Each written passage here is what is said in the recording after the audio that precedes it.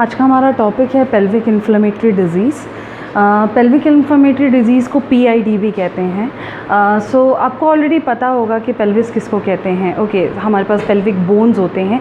So pelvis is exactly that area, that lower abdomen जिसको हम कहते हैं, जहाँ पे रिप्रोडक्टिव ऑर्गन्स होते हैं। ओके, सो यहाँ पे क्योंकि हम फीमेल रिप्रोडक्टिव डिसऑर्डर्स के बारे में पढ़ रहे हैं, सो PID में हम फीमेल्स के उन डिसऑर्डर्स और सिंड्रोम के बारे में बात करेंगे जो फीमेल रिप्रोडक्टिव सिस्टम को अफेक्ट करती हैं। ओके, यूजुअली PIDs में कहा जाता है कि PID is simply collection of syndromes that occurs with the infection that ascends to the reproductive organs, ascends from the vagina to upward। ठीक है, नॉर्मली क्योंकि वजाइना सबसे ज़्यादा प्रोन होता है किसी भी एक्सटर्नल फैक्टर से बहुत जल्दी एक्सपोज होने के या इन्फेक्शन बहुत जल्दी होने के, इसीलिए ज़्यादातर देखा जाता है कि PID में इन्फेक्शन वजाइना से स्टार्ट होता है। एंड वजाइना से it could come to cervix, then it could come to uterus, then ovary, fallopian tube, ovary,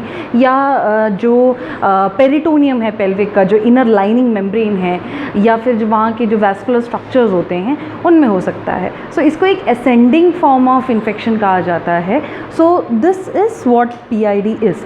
So PID is an infection of the female reproductive system. It is associated with the ascending spread of the microorganism from the vagina to the upper reproductive parts या organs. Okay, so it can be the infection of all the organs। जो हम अभी vagina से लेकर vascular system तक की बात कर रहे थे, वो सारे एक एक जो segments हैं, एक एक जो organs हैं, उन सबके infection को हम क्या कह सकते हैं? हम we can call it as pelvic inflammatory disease। Okay, so यहाँ पे हम टर्म्स भी डिस्कस कर लेते हैं कि किस पर्टिकुलर सेगमेंट या ऑर्गन के डिसऑर्डर को हम मेडिकली क्या टर्म देते हैं। So if a female is having an infection और inflammation in the vagina, then that condition is called as vaginitis, या फिर that is also known as colpitis। colpa is a Greek word, तो colpitis is derived from the Greek word। so basically normal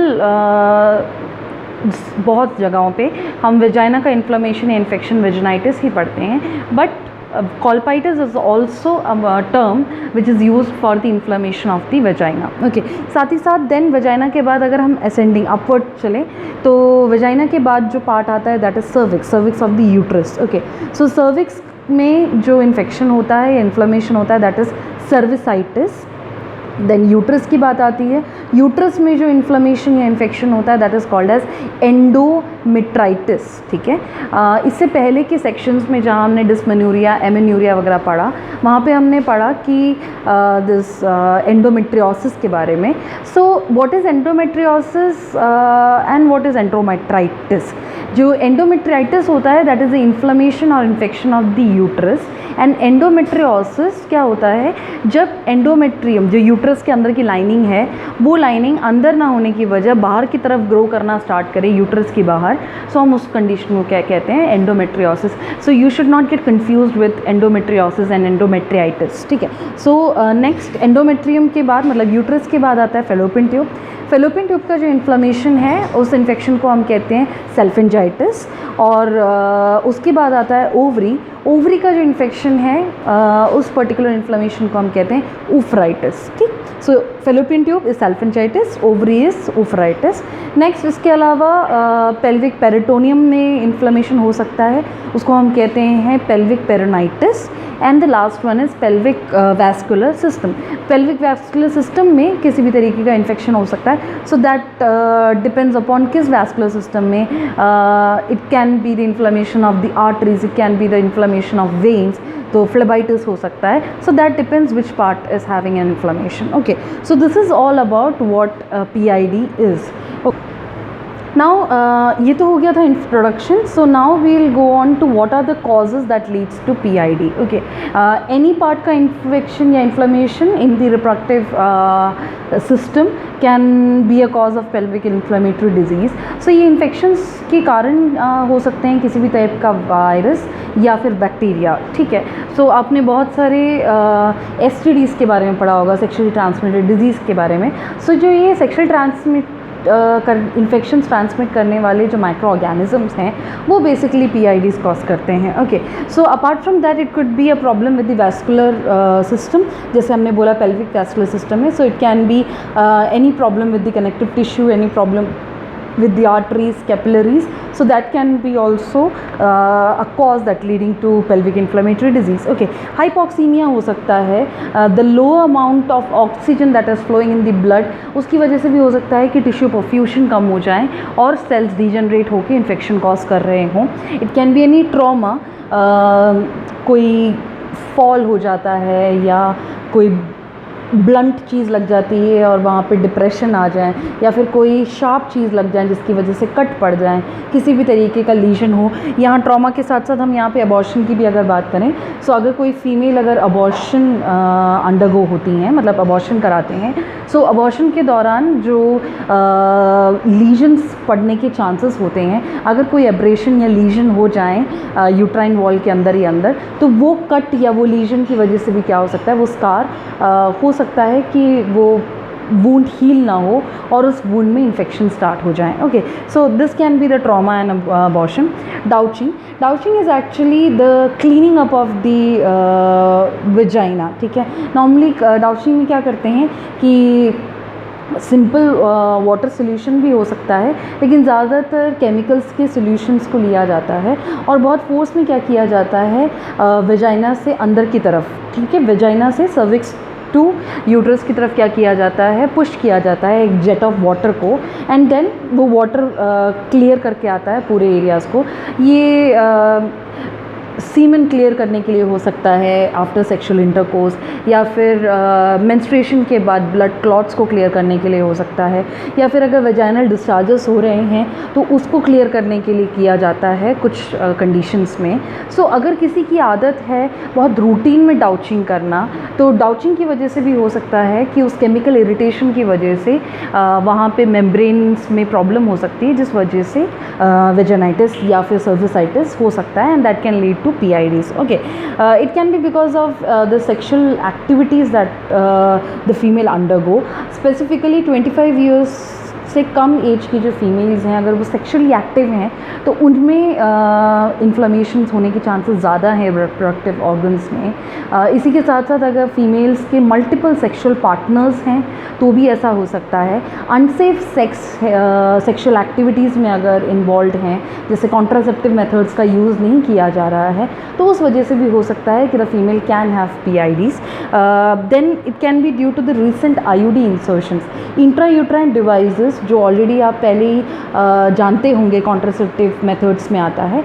so intrauterine devices की insertion अगर अभी हाल ही में हुआ है तो हो सकता है कि उसकी भी एक एलर्जिक रिस्पॉन्स की वजह से इन्फ्लेमेशन हुआ हो, and it can B because of the complication of any other disorders, like अगर यूरिनरी ट्रैक्ट इन्फेक्शन है तो हो सकता है कि वेजिनाइटिस हो सकता है, सर्विसाइटिस हो सकता है, या अब्डोमेन में लोअर अब्डोमेन के आसपास एडजेसेंट एरियाज़ में कोई इन्फेक्शन हुआ है तो भी हो सकता है। पेरिटोनियम में, अब्डोमिनल अपर अब्डोमिनल पेरिटोनियम में भी अगर कोई इन्फेक्शन हो तो वो पेरिटोनाइटिस क्या कॉज कर सकता है, रिप्रोडक्टिव ऑर्गन्स में इन्फेक्शन कॉज कर सकते हैं। So these are some of the conditions that can lead to the inflammation of the pelvic region या pelvic areas that contains the reproductive organs. Okay, so now causes के बाद हम deal करते हैं कि क्या symptoms होते हैं उन फीमेल्स के जिनको PIDs होते हैं। Okay, one is they have pain.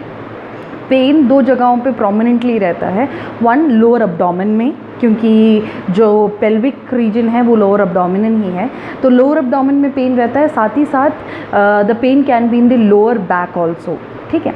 So in the anterior portion can be lower abdomen, in the posterior portion it can be lower back. So ये दो जगहों पे पेन ज़्यादा रहता है। इसके साथ साथ पैरों में दर्द होने के चांसेस भी ज़्यादा रहते हैं, तो the female complains leg pain. इसके अलावा there can be chances of vaginal discharges, and vaginal discharges inflammation पे डिपेंड करता है कि कितना ज़्यादा डिस्चार्ज होगा या कितना कम डिस्चार्ज होगा। जैसे क्लमीडिया वगैरह में बहुत कम डिस्चार्जेस होते हैं, गोनोरिया में बहुत ज़्यादा डिस्चार्ज होता है। So that depends from what the micro organism is, which type of infection it is. So उस पर डिपेंड करता है वेजाइनल डिस्चार्ज कैसा है। वेजाइनल डिस्चार्ज का जो कैरेक्टरिस्टिक है like the viscosity, the colour, the order, ये सारी चीज़ें डिपेंड करती हैं on the organ that is having infection, on the micro organism that has caused infection. तो ये हम नहीं कह सकते कि पीआईडी में करेक्टली कैसा ऑर्डर होगा या करेक्टली कैसा कंसिस्टेंसी होगा, लेकिन वेजाइनल डिस्चार्ज होता है। ओके, सो इसी के साथ साथ apart from vaginal discharge abnormal uterine bleeding भी हो सकती है। abnormal uterine bleeding, normal uterine bleeding can be the menstruation. okay, so abnormal uterine bleeding is अगर वो फीमेल जिनको पीआईडी है वो अगर सेक्सुअल इंटरकोर्स में इन्वॉल्व होती हैं तो उसके बाद आफ्टर द सेक्सुअल एक्टिविटी उनको ब्लीडिंग हो सकती है, या फिर दो मेंस्ट्रुएशन के बीच में, दो नॉर्मल मेंस्ट्रुएशन के बीच में उन्हें अबनॉर्मल ब्लीडिंग होने के चांसेस हैं। ओके, सो विद दिस कुछ और फिज़िकल सिम्टम्स भी आते हैं, जैसे टायर्डनेस बहुत ज़्यादा, डिज़ी होना, डिज़ीनेस होना, बहुत ज़्यादा वीकनेस फील करना, नॉजिया, वॉमिटिंग फील करना, साथ ही साथ उनको हेडेक होने के चांसेस ज़्यादा रहते हैं बिकॉज ऑफ द इन्फेक्शन की वजह से फीवर, और कुछ फीमेल्स में बहुत कॉमन होता है कि फ़ीवर के साथ साथ चिल्स भी होते हैं, कपकपाना, that is one of the characteristics of PIDs. Okay, so these all things happens. This dyspareunia is the painful sexual intercourse. The pain that the female experiences during the sexual intercourse is known as dyspareunia. ठीक, so severe dysmenorrhoea, जब menstruation के बीच में तो abnormal bleeding हो सकती है, pen भी हो सकता है, साथ ही साथ जब नॉर्मल मेंस्ट्रुएशन होता है उस टाइम पे भी उन्हें बहुत सीवियर पेन होता है अगर उनके किसी भी ऑर्गन में ऑलरेडी इन्फ्लेमेशन हुआ हो तो। ओके, ये ओव्यूलेशन के टाइम में भी पेन होने के चांसेस ज़्यादा हैं। It is normal that some of the females experiences slight discomfort right side पे या लेफ़्ट साइड पे जब उन्हें ओवुलेशन होता है, लेकिन यहाँ पे जब PID होता है तो जैसे ही ओवुलेशन होता है, एग रिलीज़ होता है, तो उस टाइम पे बहुत सीवियर पेन फील करते हैं। दिस हैपन्स अगर फेलोपियन ट्यूब में या ओवरी में इन्फ्लेमेशन हो तो। ठीक, okay, dysuria is pain that is experience during urination. Pain और जो बर्निंग सेंसेशन होता है उसको डिसयूरिया कहते हैं।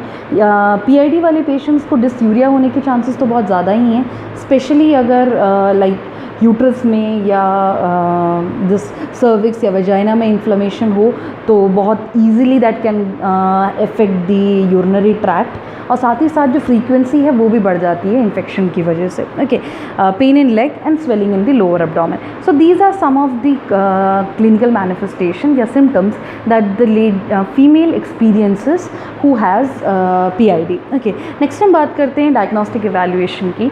सो डायग्नोस्टिक इवैल्यूएशन में पहले तो नॉर्मल एनालिसिस किए जाते हैं। सबसे पहले तो हम हिस्ट्री टेकिंग और फिजिकल एग्जामिनेशन करते ही हैं, ये देखने के लिए कि किसी भी तरीके का एनलार्जमेंट तो नहीं है, टेंडरनेस तो नहीं है एब्डोमेन में, तो ये सारी चीज़ें फिजिकल एग्जामिनेशन में देखी जाती हैं। साथ ही साथ हम ऑब्ज़र्व करते हैं for vaginal discharges, it's quantity, it's consistency, its colour, it's order, तो ये सारी चीज़ें फिजिकल एग्जामिनेशन में करेंगे। इसके अलावा पेल्विक एग्जामिनेशन किया जाता है। सो रेडियोग्राफिकल एग्जामिनेशन करके पता किया जा सकता है, जैसे एक्सरेज, CT या MRIs कर कि पेल्विक एरिया में किसी भी तरीके का इन्फ्लेमेशन है या नहीं है, कोई ट्यूमर या कोई एब्सेस तो नहीं है, तो ये सारी चीज़ें पता की जा सकती हैं। Apart from that urine and blood का एनालिसिस किया जाता है। So urine test plus urine culture किए जाते हैं माइक्रो ऑर्गेनिजम्स को डायग्नोस करने के लिए। साथ ही साथ blood test and blood culture किया जाता है देखने के लिए कि किस टाइप का माइक्रो ऑर्गेनिज्म इन्वॉल्व है। अगर वेजाइनल डिस्चार्जेस हैं फीमेल पेशेंट को, तो उस कंडीशन में हम वेजाइनल स्वैब भी लेते हैं, ताकि उससे बहुत ईजिली पता चल जाएगा कि किस तरीके का माइक्रो ऑर्गेनिज्म इन्वॉल्व है। अपार्ट फ्रॉम दैट अल्ट्रासाउंड किया जाता है of the pelvic region. Endometrial biopsy की जाती है। एंडोमेट्रियल बायोप्सी में एंडोमेट्रियम से स्पेसिमेन लिया जाता है टिश्यू का, और उसे बायोप्सी के लिए भेजा जाता है to know that either it is a fibrosis है या फिर ट्यूमर है या क्या प्रॉब्लम है, ये देखने के लिए हम बायोप्सी करा सकते हैं। लैप्रोस्कोपी भी बहुत कॉमनली कराया जाता है। Laparoscopy is the introduction of a tiny instrument through a very small hole hole in the lower abdomen, ठीक है। लोअर abdomen में एक छोटा सा होल कर वहाँ से एक टाइनी सिलेंड्रिकल डिवाइस को इंट्रोड्यूस कराना और उसके थ्रू ये विजुलाइज करना कि अंदर के ऑर्गन्स का क्या कंडीशन है। सो उस विजुलाइजेशन को हम क्या कहते हैं, we call it as laparoscopy, ठीक। So this is all the diagnostic evaluations that can be done. So now last one is how can we manage it. Management में there is only one type of management that normally we can do to reduce this infection, that is antimicrobials. So antibacterials या antibiotics, antivirals दिए जाते हैं जिस तरीके का भी, जिस स्पीशीज़ का, जिस स्ट्रेन का माइक्रो ऑर्गेनिज्म है। इसके अलावा बाकी सारी जो मैनेजमेंट्स हैं वो सिम्टोमेटिक होते हैं। जैसे अगर फीमेल बहुत ज़्यादा वीक फील कर रही हैं, बहुत डिजीनेस फील हो रहा है, तो उस कंडीशन में, या यूरिनेशन में बहुत ज़्यादा डिफ़िकल्टी फील कर रहे हैं, बर्निंग हो रहा है, तो आईवी फ्लूइड्स ओरल फ्लूइड्स का इंटेक बढ़ा दिया जाता है। और अगर ओरली वो नहीं ले पा रहे हैं इतना, या बहुत सीवियर कंडीशन है, तो हम आईवी इन्फ्यूशन स्टार्ट कर देते हैं क्लियर फ्लूइड्स का। साथ ही साथ अगर नोज़िया है, वॉमिटिंग है, तो एंटी एमेटिक्स दे सकते हैं। देन अगर किसी भी तरीके का पेन हो रहा है, बहुत सीवियर है, तो एनाल्जेसिक्स दिए जा सकते हैं। हमने हाइपॉक्सीमिया पढ़ा था, तो हाइपॉक्सिया या हाइपॉक्सीमिया है तो ऑक्सीजन थेरेपीज़ दिए जा सकते हैं। So it depends from the patients condition कि हम किस तरीके का सिम्टोमेटिक मैनेजमेंट देंगे। अगर ये किसी भी तरीके का एब्सिस या फिर फिब्रोसिस या फिर ट्यूमर है, तो सर्जिकल मैनेजमेंट किया जा सकता है और उसको मतलब उस पर्टिकुलर अंडरलाइंग कंडीशन को ठीक किया जा सकता है surgically. So apart from antimicrobial, बाकी जो भी ट्रीटमेंट देते हैं that depends on the condition of the female, which will be different in every female. Okay, so this is all about PID, pelvic inflammatory disease. So I hope you have understood this, and आप एक बार go through करिए, and if you have any doubt you can ask me. Thank you.